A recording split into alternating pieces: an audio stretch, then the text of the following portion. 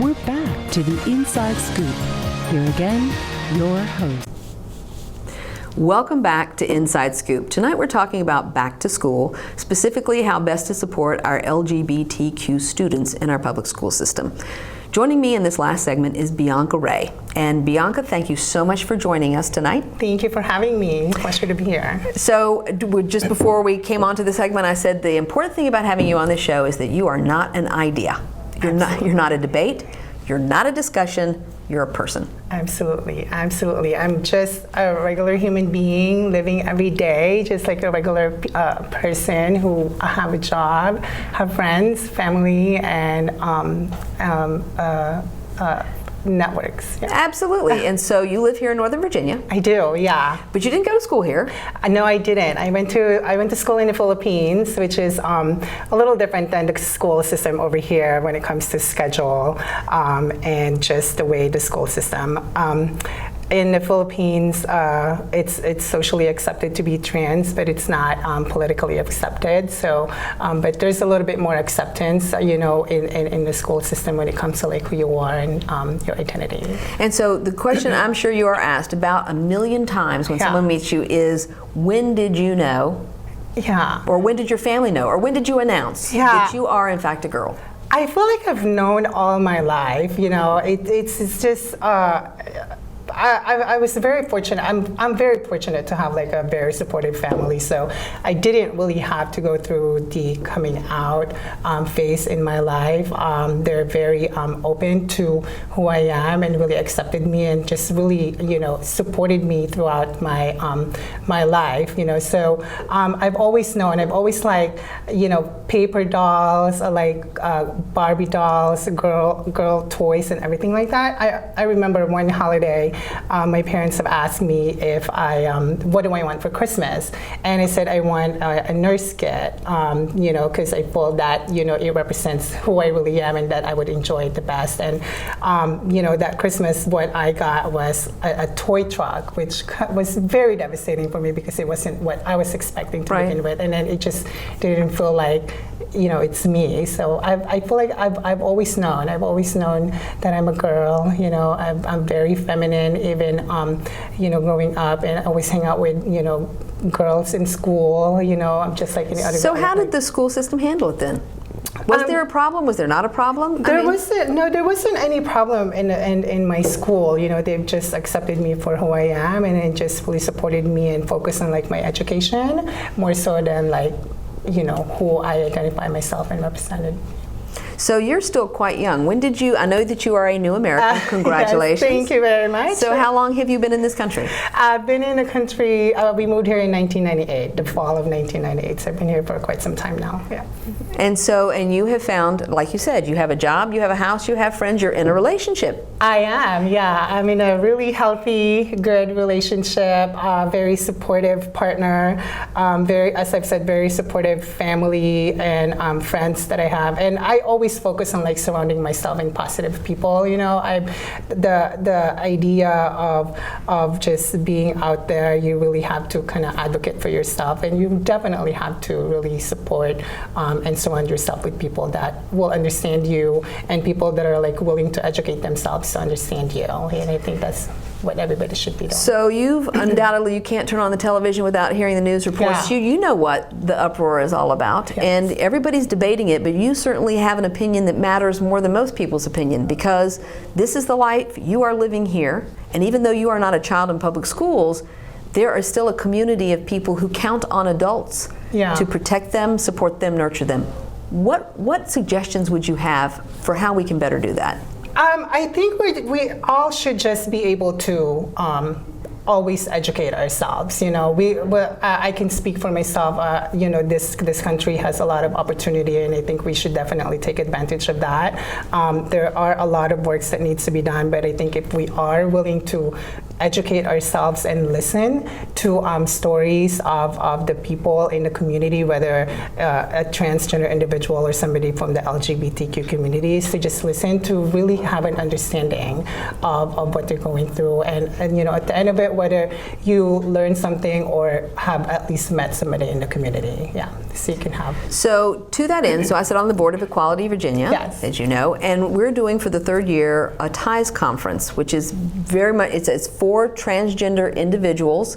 It's educational in nature. It's for people who are transgender, their families. Absolutely. And the first year we did it, we were surprised at the response, how many people came. Last year it was even bigger. Yeah. It's at VCU, it's in Richmond. Every year the program gets bigger. Every year they add new things. Absolutely, yeah. So this is going to be their third year, and Virginia Commonwealth University is the host location for the Transgender Information and Empowerment Summit. It's a free conference that happens on a Saturday from 9 to 5. And as you said, you know, every year it gets bigger and bigger. And this year they are actually adding a workshop focused on youth and teens in the community, which is going to be very helpful because it's something that they've never done in the past. I think that is so true. And so it's October 22nd. October 22nd at 9 to 5 at Virginia Commonwealth University, and it's going to be in their Student Commons building. Yeah.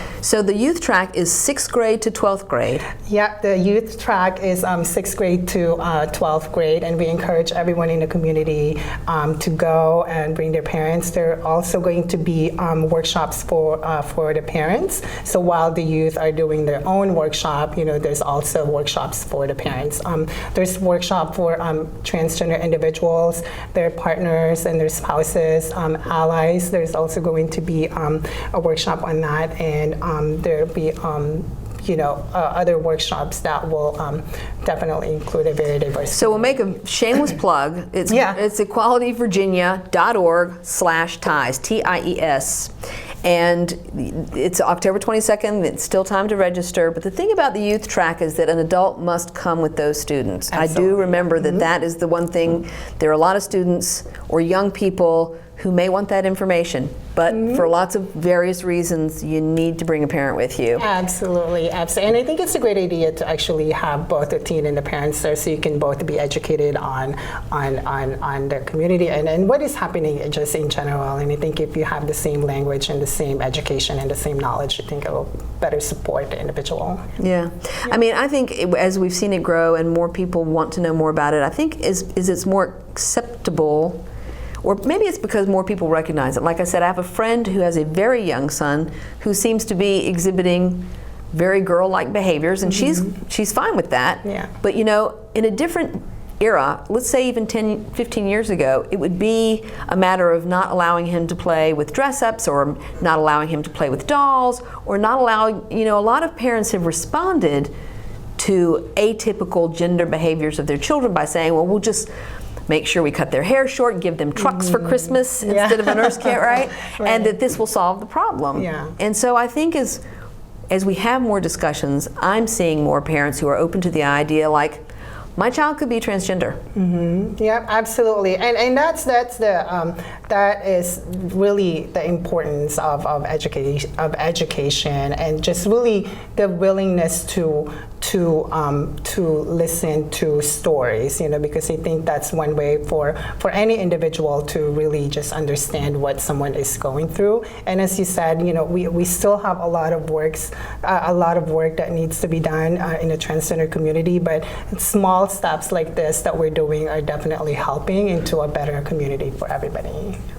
So are you, I so appreciate you coming on, but are there ways that if people want you or someone to come and speak to their group, I mean, is that something that people can reach out to you and say, look, I have a group of people and we don't know anybody who's transgender, and it would be great to have somebody come and talk to my group so they can actually meet you as a person Is that something that you can do? Yes, absolutely. Actually, I am part of Equality Virginia's Transgender Speaker Bureau, which is the focus of just being visible in the community, or a church who is reaching out to just have somebody to talk about their personal stories and some kind of educating. So if anyone is interested in the community who wanted to invite an individual to come in and just share their stories, definitely reach out to Equality Virginia at equalityvirginia.org, and they will find more information about the Transgender Speaker Bureau. Yeah. I think it's a great idea, because I do think that we can talk about ideology and what could happen or might happen. As I said, a lot of the pushback on transgender policies in the school system has been about all these wildly imagined things that have never actually happened. Yeah. And I do think a lot of parents are like, I don't understand, it's some of the things that have been said have just been off the charts. Strange. Yeah. Like you woke up one day and decided you were a girl, and tomorrow you might wake up and decide something different. Yeah. It's not the case, and I can speak for myself. As I've said, I've always known that I'm a girl. I've always act feminine. Always gravitate towards feminine things, whether it could be toys, clothes, or just with people. So I've always known it's not something that I woke up as a teenager and decided that I'm going to be somebody else's that I'm not. It's finding my true self, and I'm just now being a little more expressive than I was then. Yeah. Well, I think it's important to help parents on this journey. I think it's important to help teachers on this journey. I think, as we were talking about in the earlier segments, there are teachers who may end up with a transgender child, just like a parent who never expected that. Mm-hmm. You've got teachers who are now looking at a situation for which they weren't trained. There's not necessarily guidelines or policies, and they do the best they can to protect that child and the other children in the classroom as well. Going down this road in teacher education, do you think it would be helpful to add to the curriculum some element of this? Absolutely, absolutely. I mean, we live in a century where it's very progressive now. We're getting away of what's the tradition, and I think this is just an opportunity for us to really add something in the curriculum, or some kind of education, both from the children in the school system, the parents in the school system, and as well as the educators in the school system, because that's the only way really that we can support our kids who are a transgender boy or a transgender girl to go through school, not worry about being bullied or anything like that. Focus on the educating and then having a better future for themselves. So I definitely advocate for an addition in the curriculum on transgender education. Yeah. Well, hopefully we will have you back at some future point where we'll talk about the great strides that have been made in doing professional development for educators and teachers on this particular issue. Yeah, absolutely. I look forward to that. I do too as well. So thank you so much for joining us here tonight. As we go forward, as the school year starts, as we think about the successful year we want all of our kids to have in our public school systems, educate yourself, meet people, keep an open mind, use your best language. I really think it's so important for all of us to examine the way we talk about each other and to go forward to support all of our public school systems.